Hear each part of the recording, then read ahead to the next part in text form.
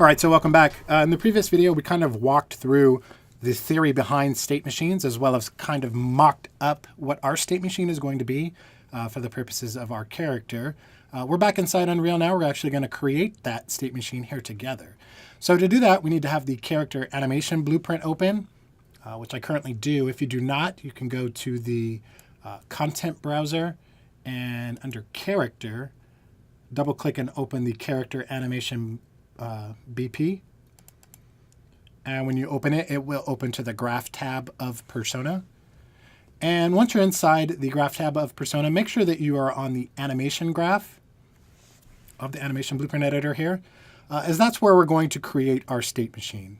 So inside the graph section here, we're going to right click and search for state. And under state machines, there's the option to add new state machine. So go ahead and select that. And first thing we're going to do before we do anything else so that we don't forget, this is the resulting pose from our state machine that we want to connect to our final animation pose that we see in game. So go ahead and left click and drag from this little standing dude here and connect him to the result. Now once we've done so, actually before we forget, let's rename our state machine to something better than new state machine. So go ahead and select the node. It should give you the option to rename it. If it doesn't, you can hit F2 or do it inside the details panel down here. Let's go ahead and rename this to Locomotion. That's going to throw up a warning. Don't worry about that. That's because there's nothing inside of our state machine yet. Let's actually populate our state machine. So go ahead and double click on the Locomotion node. As you can see, as I mouse over it, there's another graph inside of it. So let's go ahead and double click and open it. And you can see we have an entry point. Now, what we need to define is our default pose, our default state to enter. And if you recall, I'm actually going to pop this up really quickly, our PowerPoint here. If you recall, we determined that we want to have an idle walk run state, which handles, as the name suggests, our idle walk and run animations. And then we also have our jump start, we have our jump loop, and our jump end. So our entry point is going to enter into this idle walk run state. So let's go ahead and create that first. So we'll hop back to Unreal here. And we can do you can do it a number of different ways. Probably the easiest way is to drag off an existing state and release, and you can add a new state. And go ahead and call it the idle walk run state. Now this by itself doesn't do anything. Again, if I mouse over it, you can kind of see that there's something inside of it that needs to be done. So go ahead and double click on idle walk run. That will open up a new graph. And it's asking for the resulting pose. Now we have created our blend space that kind of gives us different poses based on that speed variable that we created for the blend space. Let me see if I can actually pop that open really quick so you can see that again. So here's our idle walk run blend space that is driven by the speed parameter. So go ahead and inside the graph tab, let me get back to that. Inside of our idle walk run state, in the asset browser, go ahead and drag the idle walk run blend space into the graph just by left clicking and dragging and release. And it's going to give us that resulting pose based on our speed variable. Let's go ahead and drag off the out pose and connect it to the result. Now it's asking for the speed, which we don't know. This is going to be a variable. This is driven by the player character. So go ahead and right click on speed. And that's going to give us the option to promote that to a variable. So go ahead and select that, promote to variable. Now it's inside the My Blueprint window. It's asking us to name this. Let's go ahead and name this for consistency speed, like so. So our first state is complete. That's all we need to do right now. There's no other measures that we need to take. Eventually what we'll want to do is hop over to the event graph. If you recall, this is where the updating occurs. This is where we will update this speed variable to give us the pose that we need, either idle, walking, or running. So let's actually hop to the Locomotion tab here. And let's create our next state. So let's drag off of idle, walk, run here and release and add state. And this is going to be our jump start. Go ahead and double click on jump start. And again, it's asking for a pose to be fed. So go down to the asset browser down here, and let's grab our jump start animation. Let's just move this over so we can see. There it is. Third person jump, not loop, but start. Just left click and drag that in and connect the animation pose to the result. And that's all we need to do for our jump start. We can hop back to the locomotion tab. We do need to define that rule. How do we get from idle walk run to jump start? And we said in our quick mockup that we wanted to check if the player character is in air. So let's go ahead and do that. Double click on the transition rule here. And you can see it's asking for a Boolean. And that Boolean is going to be, are we in air? So we can right click on this and promote to variable. And we'll call this new variable is in air, question mark. And that's all we need to do for that transition rule. We can hop back to the locomotion tab and continue with our remaining two states. You can move these around however you want just by dragging. You can see the arrow kind of updates to kind of show you the flow of things. So I'm just going to move it up here a little bit. We're going to drag off of jump start now, and we're going to go over to our jump loop. So let's add a state. Call this jump loop. Go ahead and double click and open jump loop. And let's find our jump loop animation in the asset browser. So third person jump loop, and drag that in and connect it. Let's go back to our locomotion tab and define that rule. So let's double click and open the transition rule.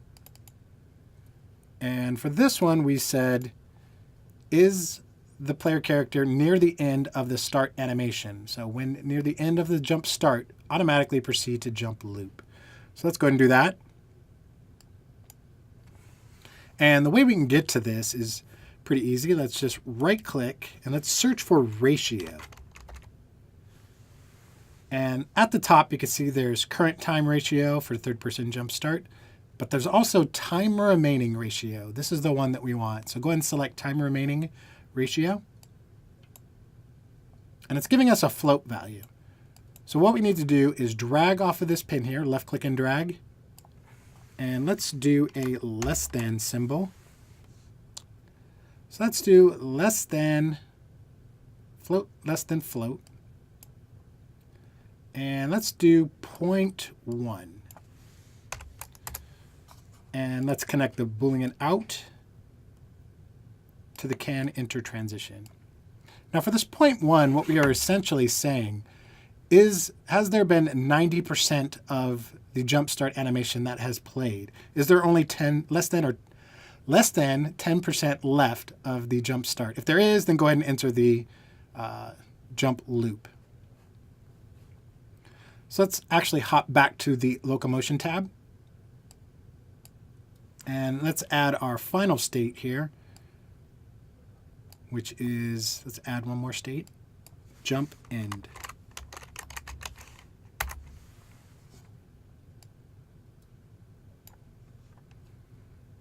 And if you recall, for this transition rule, we were saying, is the player character not in the air? If they aren't, then go ahead and proceed to jump in. So let's set that rule. So let's double click on the transition rule. Now we can't just right click on this, or let me go down to the My Blueprint window here, find our Boolean.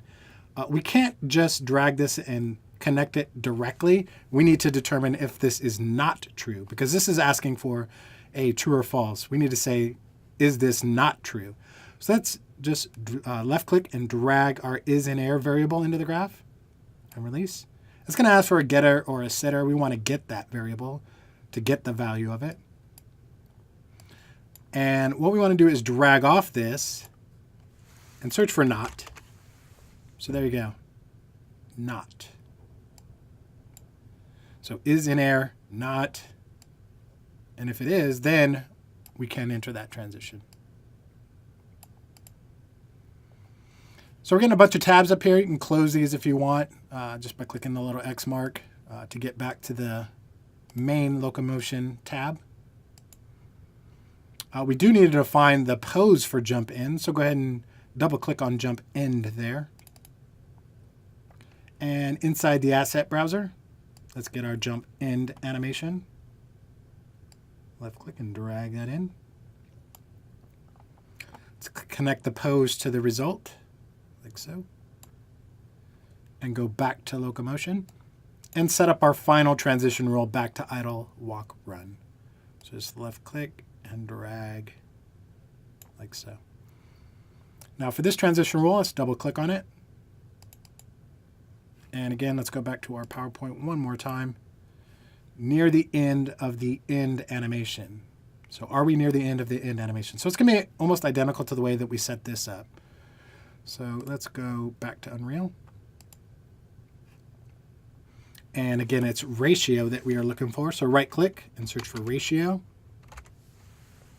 And there it is, time remaining ratio for third person jump end. So go ahead and select that.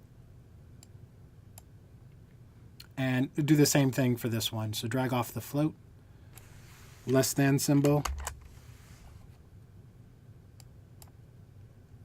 And we'll set this to 0.1 as well.